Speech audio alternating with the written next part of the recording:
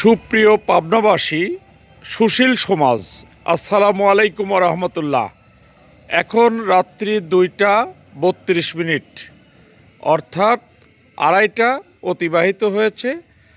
আজকের এই সময় অনুসারে শনিবার দিন আমি সুদূর মানিকছড়ি থেকে ঢাকায় কর্মচারীদের একটি ক্যাজুয়াল ভিত্তিক কর্মচারীদের একটি অনুষ্ঠান, পাবনা গণমানুষের নেতা অ্যাডভোকেট শামসুর রহমান শিমুল বিশ্বাস এমপি পাবনা 5 আসন, তার প্রধান অতিথি থাকা অবস্থায় আমি সেই অনুষ্ঠান শেষ করে পাবনায় হিমায়তপুরে এলাম।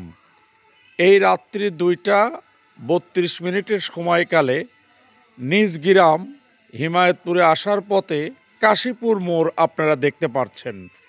এই যে কাশীপুর মোড়টা, এই কাশীপুর মসজিদ, এই যে মেডিকেল হাসপাতাল হচ্ছে, যদিও বা ভিডিওতে দেখা যাচ্ছে না, অন্ধকার অবস্থা।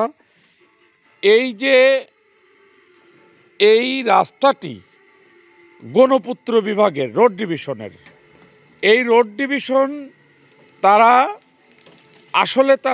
স্বচ্ছ না অস্বচ্ছ, এই বিষয়টি আমি আগামীকাল রবিবার মাননীয় জেলা প্রশাসক মহোদয়ের কাছে গণপূর্ত বিভাগের তত্ত্বাবধায়ক মহোদয়ের বিরুদ্ধে একটা লিখিত অভিযোগ করব।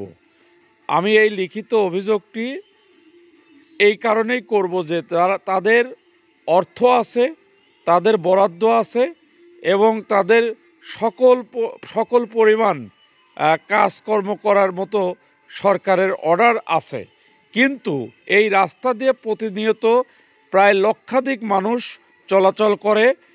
বাংলাদেশের 64 জেলা থেকে এই হিমায়তপুরে মানুষ আসে। এখান দিয়ে পাবনা যে পারমাণবিক বিদ্যুৎ কেন্দ্রে মানুষ যায়, সেই পারমাণবিক বিদ্যুৎ কেন্দ্রে এই রাস্তাটি একটি গুরুত্বপূর্ণ ভূমিকা পালন করে।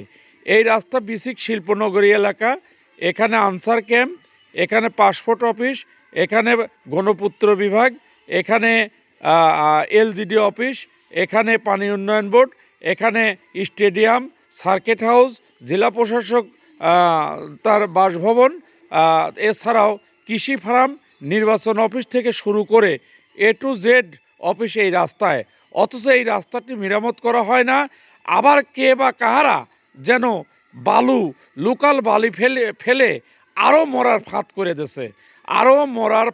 করে দিছে।